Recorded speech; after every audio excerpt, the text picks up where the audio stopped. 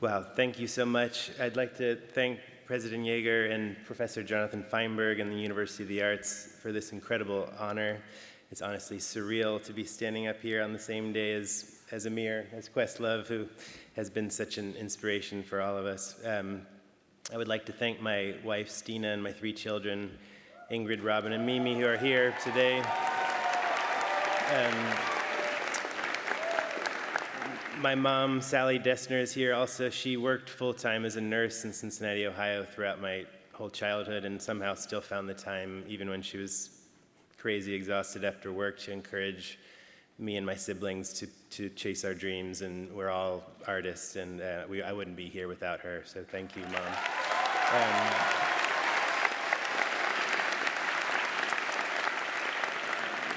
Many of you and your families have made huge sacrifices to reach this point today, and I want to congratulate you on reaching this moment. Going through your studies in the middle of a global pandemic, as we've all been saying, is no small feat. So I have so much respect for you and all of your professors. Congratulations.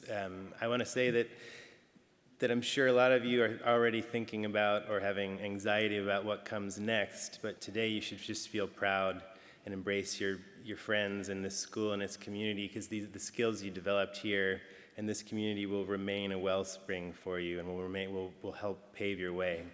I remember the feeling of leaving the structured experience of college after graduation, and I suddenly found myself without a clear structure or sense of what comes next. I knew I wanted to play music and hopefully earn a living doing so, but it wasn't clear at all how I could do that. So it took several years of working day jobs to support myself while making music at night to reach a point where I could devote myself fully to it. Some of you may be fortunate to achieve success quickly in your chosen field, but many of you will have experiences similar to mine. It will take time to carve out your corner of this industry and for the right opportunities to come. Perhaps the most important advice I can give you today, which is based on my own experience, is to persist. Don't be discouraged if it takes years for you to achieve your goals or to receive the affirmation that you seek. I have worked closely with artists who have had immense success since they were quite young, but the opposite is more common. I was 40 years old when I won my first Grammy in 2016, and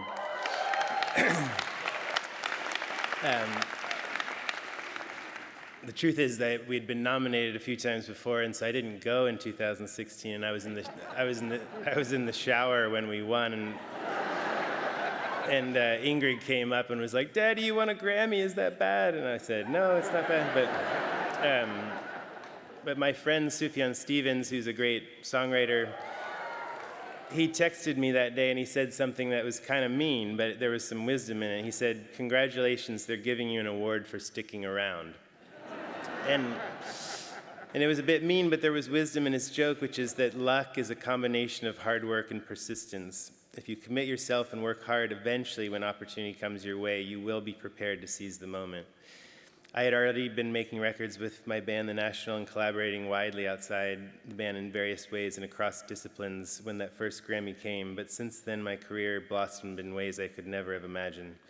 So don't be discouraged if early on you have projects that aren't well received, or if you try and fail to get certain ideas off the ground.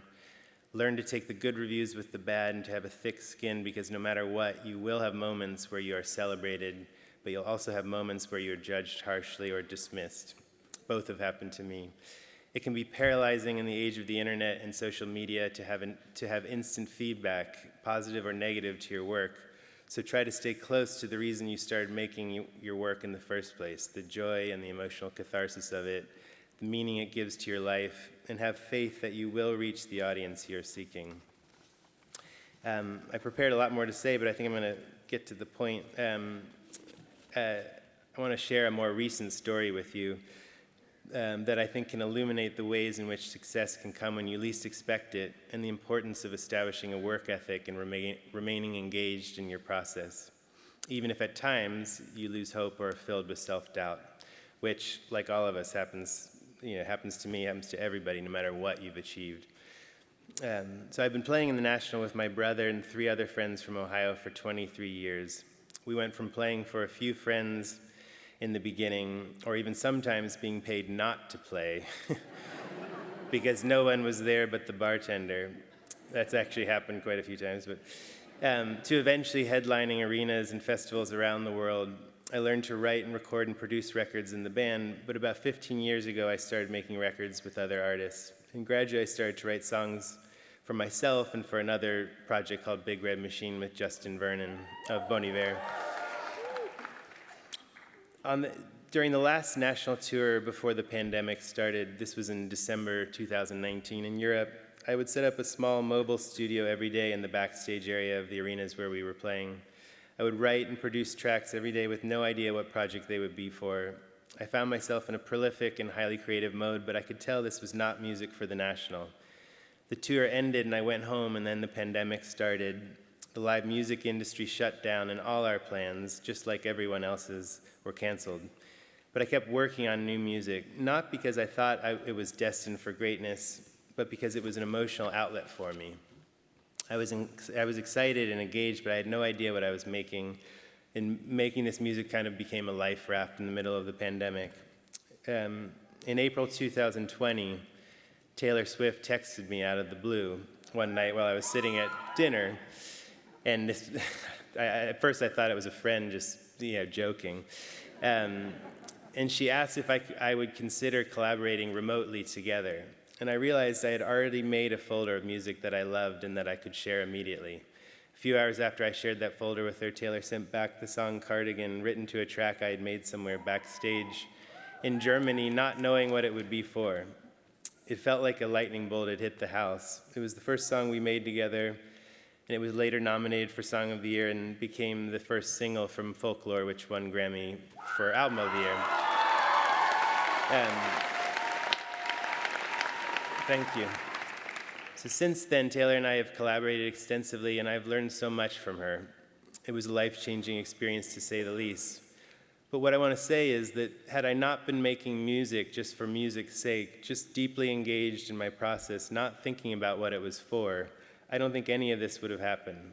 The thought I want to leave you with is to embrace those moments of getting lost in your work, making your work simply for the joy or emotional outlet of it, and working diligently, passionately, and courageously.